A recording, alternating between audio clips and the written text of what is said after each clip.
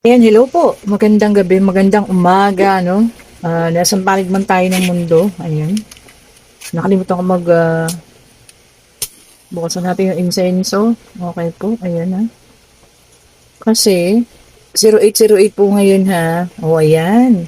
Nakahiling na ba ang lahat? Ang sorry naman. Umandar yung ating yan. O, ayan, bukas na siya. Sorry naman ha. Nagalaw ko ang ating camera. So, nakahiling na po ba kayong lahat? O, diba? Humiling po kayo ha. 0808 po. Napakagandang numero, no? At lahat ng kahilingan ninyo ay matutupad. I-manifest nyo yan, ha? I-manifest nyo po iyan. Ito na, kumakawala. Okay? Kumakalawa. So, meron tayo dito, Six of Swords. Okay?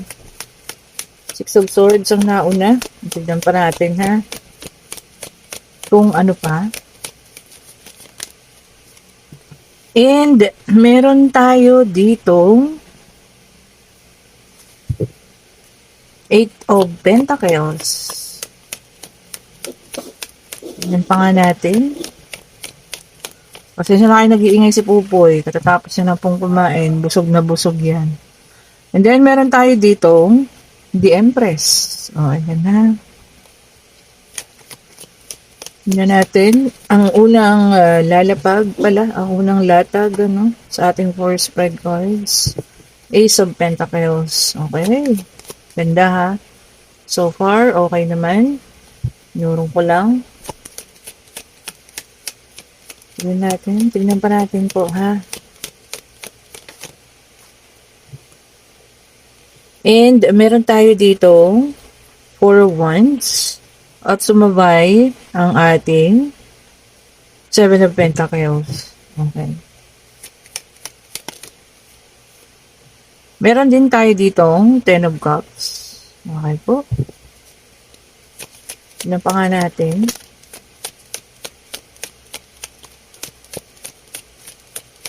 Tignan pa po natin. Ang kukumpleto sa ating reading for tonight. Ngayong Biyernes na ito. Ayan. Salamat po sa lahat mga nagpa-reading ha. Actually, hindi pa ako tapos. Nag-break lang po ako. Ayan, kumain. At ngayon gumagawa ako ng reading para sa ating YouTube. Okay po. And meron tayo dito ang Eight of Swords. Okay ha. May isang tao ritong gustong kumuwala na sa relasyon ha. Maaring third party kayo. Meron ditong nagsasama pa, pero may third party. Ayun no. Alam niyo yun, nahihirapan niya ang taong ito ha. Hindi niya na alam kung paano gagawin niya. Nagfo-focus naman siya sa trabaho na lang. Oh, kasi naiipit na siya between the family, between you, and itong ating third party situation. Oh, ayan ha. Hindi ko alam bakit hindi niya maiwan-iwan ang ating third party, no? Ngayon ang problema niya, ito, kaperahan. So, doble trabaho to siya ngayon. Kasi, dalawa kayo na tinutustusan na eh. O, diba? Hindi lang ikaw, kung ikaw man yung tunay. Meron pang isa, ayan si third party. O, so, ayan, super trabaho siya ngayon, which is hindi na magiging maganda para sa kalusugan niya, ha? Siyempre, sobrang pagod na yun. Pero nagpaplano na siya, umalis. Hindi ko alam kung ikaw ang kanyang iiwanan or si third party ang kanyang iiwanan po ha. Isa lang ang malinaw dito, no, sobra yung kanyang paghahanap buhay sa ngayon dahil nga tatlo kayo. Dalawa pala kayo. Ngayon kung alam mo yun, ikaw yung may karapatan. Let's say, ikaw yung asawa. Ipaglaban mo. O, diba? Baka naman hindi mo alam na dalawa pala kayo sa buhay niya, no? So, ayun ha. Kasi meron siyang family, and meron din siya dito, ayan. O, ka-fling-fling. Okay, so tignan mo ha. Baka sa inyo ito nangyayari, no? May third party pala. And then, meron tayo dito, sabi dito, Five of Cups. Ayan ha. Sadness, kalungkutan ha. Ayun na, balot na rin siya ng kalungkutan. Kasi nga, alam mo yan, ang buhay niya ay hindi maayos sa ngayon ano. Hmm. So ayun po, balot na ang kalungkutan dahil nga sa siyempre hindi naman yung gusto kong mangyari, 'di ba? Okay? Ilan pa nga natin. Sinapol ko ulit. Okay. Kasi siyempre mahirap din. Ayaw kanyang iwanan. Ayaw niya rin iwanan yung isa. Pwede ba yun? And then meron tayong the Hierophant, Earth sign. Okay po ha. Taurus, Virgo, and Capricorn. Ayan. So wala na ito sa ano natin eh, no? Kumbaga, yung ginagawa niya, ang labag niya sa ating relihiyon. 'Di ba? Na dapat isa lang ang kapartner. Pero siya, sa nangyayari ito, dalawa kayo. Pero ayaw niyang bumitaw kahit sino sa inyo, no? Naku, ito yung mahirap. O, 'di ba? So, paano yan? Baka ikaw hindi mo pa alam, ha? Tapos si third party alam yung tungkol sa'yo. Ganun, ano? Or vice versa yan. So, ayun, ano? Baka ikaw, or ikaw naman yung nakakaalam tungkol sa kanya, tapos okay lang sa'yo. Ay, naku. Yun po ang mahirap, ha? So, kung hindi mo naman alam, tuklasin mo. Baka naman kinukutuban ko na, ayaw mo lang tanggapin. O, 'di ba? Pinagtatakpan mo pa rin yung person mo. Ay, hindi. Okay, meron tayong The Magician. Air sign to, ha? The Magician. Sabi niya rito, no? Manipulation. Ayan, ha? And narcissism. O, tama naman. Narcissist po yung ganitong tao, ha? Na walang gustong palayain sa inyo. Ang gusto, parehas kayo nandiyagaan. Wow. Sa bagay, ginakaya niya, no? Doble-doble ang pagtatrabaho. Ano to, magkalayo siguro kayo ng lugar, no? Doon siya, dito ako, 'di ba? Parang ganon. At ito, bumagsak ulit, ano? Six of Wands, fire sign, Aries, Leo, and Sagittarius. Ito naka-reverse. Napakataas din pala ng ego ng taong ito, no? Egotism, sabi niya. No?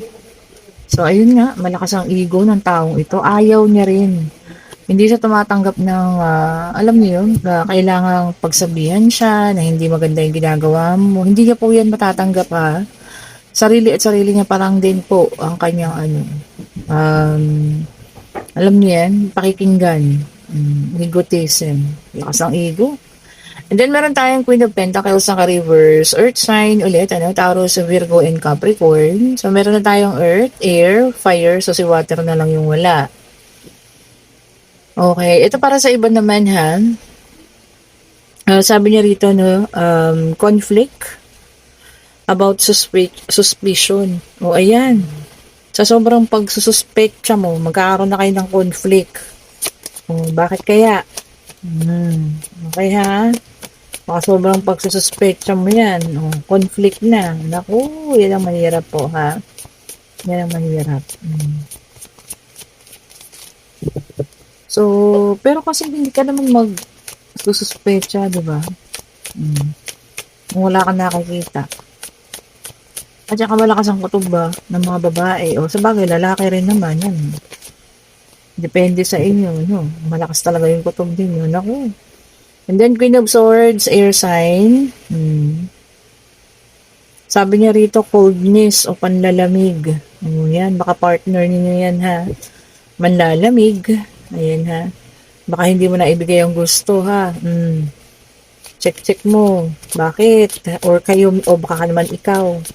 Manlalamig ka kasi meron kang nakitang hindi maganda. May nabasa ka, may o 'di ba? May mensahe sa kanya. So, case to case basis tayo, ha. And then, meron tayo ditong Four of Cups, water sign in reverse. Ayan, Ay, ang ganda, choosing happiness. Iba sa inyo, ang pipiliin na lang ay pagiging masaya. Which is good. Diba? Yun ang maganda po, ha. Siyempre, let's choose happiness.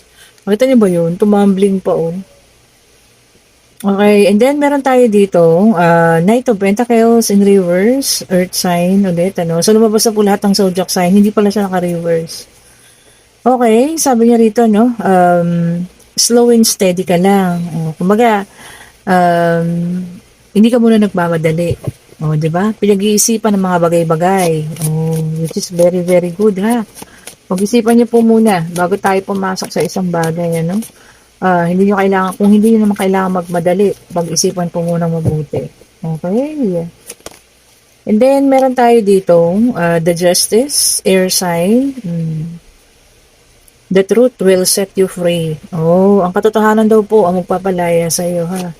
Kung ano mang katotohanan na ito, na iyong maralaman, ano. At ikaw po ay, alam mo yun, makakalaya sa katotohanan ito. Baka malalaman mo na yun tungkol sa third party. Oh, di ba?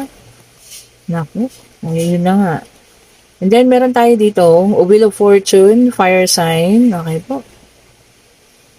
Sabi niya dito, it's your fate. Ito raw po ang iyong kapalaran. Oh, ayan ha. So, kung kapalaran mo na talaga makapag-abroad ka, yan po eh matutupad. Oh, di ba? Kung kapalaran mo na guminhawa ang buhay mo, yan po ay matutupad. Oh, di ba? Kapalaran. Kung ano po po yung nasa ating pala, di ba? And then, meron tayong 12 swords, air sign. Sabi niya rito, no? Advice. Seeking options. So, ayan ha. Hingi ka raw po ng advice para sa isang bagay na kailangan mong desisyonan. O kung ano man po ito ha. Hingi tayo ng advice. Okay po. Kung hindi natin mapagdesisyonan talaga kung ano yung nararapat. O, diba? Bakit naman hindi? Magtanong-tanong hanggang makabuo ka pa ng isang final or final decision. O, diba? Ganda lang ganun ha. Ako din pag minsan kung hindi ko talaga mapagdesisyonan, nagtatanong-tanong din naman po ako ha. Sa mga kaibigan, kakilala, ayan. Sa magulang ko, no? Sa nanay ko. Yung dalawa sila. Isa na lang po ang kailangan natin ha. Binalik ko, isa na lang ang kailangan natin. Tingnan pa nga natin. Ayun na. And then meron tayong King of Cups, water sign. Okay po. Sabi niya rito, no? Control. Oh, ayan ha. Ikaw na raw magkocontrol ng mga bagay-bagay. Hindi na ibang tao. Oh, which is so good. So, ikaw na po ang kokontrol, ano? Kung ano man itong bagay na to. Napakaganda nun. Tama naman. Huwag mong hayaan na kontrolin ka ng isang pangyayari ng tao, no? Ng mas mataas sa'yo, nung kung sino man. May sarili ka pong pag-iisip ha. May sarili kang pagdedesisyon. Kung ano man po yan, ayan, desisyon mo na maayusan eh. Tingnan pa natin kung ano pang ibibigay. Sana may numero din. O, diba? Sumabay ng ating numero. Ayun, o. Uy. And then, meron tayo dito, Seven of Swords. Ayan. Nako. Lack of conscience. Oh. Yung iba raw, makakatagpo ko ng isang taong walang konsensya. Naku po. Baka ito ay manloloko ha. Or kayo man po ay kakwartahan ano, at walang konsensya po. Naku. Iwasan niyo po ang taong ito ha. And then, King of Cups ulit. Oh, same thing, no? King of Cups. Ayan. Sabi niya rito, no, romantic proposal. No, ayan ha. Baka may magtatapat ng pag-ibig, may manliligaw sa inyo ha. Or biglang-bigla na lang kayo i-chat, no? Or magte-text dyan. At sabihin na yung nararamdaman para sa inyo, no? Maging open din. O, diba? Bigyan ng chance po, ha? O, diba naman? Lahat kayo may chance na lumigaya. Okay, and then meron tayo dito, Ten of Swords. Ayan po, ha? Sabi niyo rito, no? Bitterness. O, ayan. May taong bitter po ha sa mga nangyayari sa'yo. Ayan, sabi ko nga sa inyo, hindi lahat ng tao nagiging masaya po. Ang iba po masama ang loob niyan. O, ayan, may number 7 tayo and the Chariot. Okay. Sabi niya rito, no, overcoming obstacles. O, ayan. O, kung alam mo yung pinagdadaanan mo ngayon ha, ma-overcome na raw po yan. Matatapos na. Hingin mo. Ipagdasal mo. Ayan po ha. Para matapos na, no? At alam niyo yan, magkaroon na ng katahimikan sa puso mo, magkaroon ng peace of mind, o, diba? Kung ano man po yan ha, na inyo pong hinihiling. Di ba? Then, meron tayo dito, Nine of Cups. Ayan. Sabi niya dito, no, realizing dreams. O, ayan. So, may isip mo na yung mga pangarap mo. O, ayan na. Kung ano man ito, no, siguro sa ngayon, hindi muna sa love life, yung iba sa inyo ha, hindi ko nilalahat. Ngayon po yung pangarap muna, yung inuuna, no. Baga, sa ngayon, lalaban muna para sa pangarap. Oh, di ba ang ganda? Hindi sa love life ha, sa pangarap po muna ngayon lalaban. Oh. Kasi naman ito ha, na makaka-resonate, go lang. Kung dyan kayo magkakaroon ng peace of mind, bakit ba hindi? O, di ba? Oh, dalawa na sila. Oh. Okay, so sa una, meron tayong apathy card. Okay po. Sabi niya dito, focusing on the negative. Ayan. Bakit tayo sa negatibo nagpo-focus? Doon po sa positibo ha. Kasi pagka doon kayo nag-focus sa negatibo, parang nyo lang siyang ini-invite sa buhay nyo, no? Na maging negatibo lahat ng bagay. So doon tayo sa positibo ha. Huwag tayo mag-focus sa negative things po. Then meron tayong Four of Wands. Okay. Oh, sabi niya rito, no? coming home. O, ayan ha, may mga pauwi na naman, ano. And then, success. Okay po, power of two. So, magiging successful maaari kayo ng partner mo. Ayan ha. Dahil sa galing ninyo, parehas, nakakamit ang mga pangarap. O, ayan ha. Pero huwag nyo rin pababayaan ang relationship ninyo ha. Baka nakamit nga yung pangarap ninyo, kayong dalawa naman, 'di ba? Nagkakalabuan na. Oh. 'Di ba? Ibalanse lang po. Okay, yung talagang balanse lang ano. And then ang last card natin is King of Pentacles. Ayan. Sabi niya rito, no? Sabi niya rito, no, bettering. O, mas mabuting ikaw na lang daw. Kasi sabi niya, bettering yourself. Yan ha. Parang sa ngayon, mas okay nga na ikaw lang muna mag-isa, no? Binibigyan ng importansya yung sarili muna yung inuuna, di ba? So, ayan ha, mas mabuti raw po na ikaw muna. Okay, magtanong na kayo. Pag-ibig, pangyayari, ayan, hag-travel, o kung ano man po ha. Bigyan natin ang sagot. Divine Universe, ano pong kasagutan sa kanilang katanungan? Oh, kulain nyo yan. Katatanong, and yes po ang sagot. Oh, ayan ha. Kung ano man ang tinanong mo, yes po ang sagot. Ayan. Then sabi niya rito, close to success. Oh, ayan, kahit benda-benda ka na. Ayun, oh. Makakamit mo pa rin daw po ang tagumpay. Oh, kasi nga, pinagbutihan mo eh. Oh, ginusto mo yan eh. Oh, diba?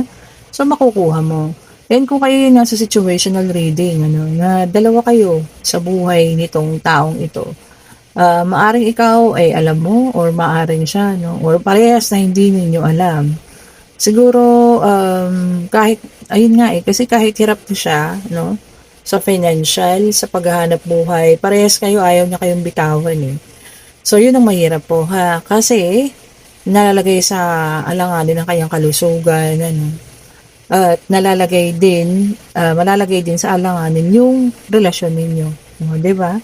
So, kung ikaw man ito na nakakaramdam na merong third party, siguro time mo na rin para magdesisyon ha. Hindi lang siya, kundi ikaw rin po. So, kung ano man ang magiging desisyon mo at kung nararamdaman mo na meron nga, siguro much better pag-usapan, huwag naman yung confrontational, no?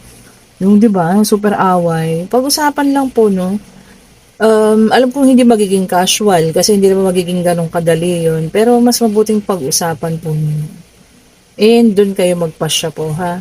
So, yun lang ang one thing is for sure. Napaka-clear, no? Dalawa po kayo. This is a love triangle. At wala siyang gustong bitawan sa inyo. Okay po. And kung nagugustuhan yung ating reading, pa-like, pa-share, pa-subscribe, hit the notification bell para lagi kayong updated sa mga bagong videos na nire-release natin. And kung gusto niyo ng ating mga products, no, ayan na, ha. Ito na po ang ating mga bracelet. Kita nyo naman, no, gaganda ng mga quality po niyan, ha. Mga all original crystal po yan. And syempre kung gusto niyo ng ating pabango, ayan, ang dami nagtatanong Nandiyan lang po yung link, nandiyan po sa comment section ha. Okay po, Mystic Tarot Sense or Mystic Sense. O, ayan po ha. Ayan, i-click nyo na yung link. Nandiyan lang po sa comment section. Mag-order na kayo. Okay po, 250 pesos po sa ating pabango ha. Okay, thank you so much for watching. Today is Friday po. Bago tayo matulog, hingin natin ng kapayapaan sa ating mga puso. Ayan, humiling din kayo. Today is 0808. Napakagandang numero. Okay po, at yan po ay matutupad. Have a great day po sa lahat. Stay safe po.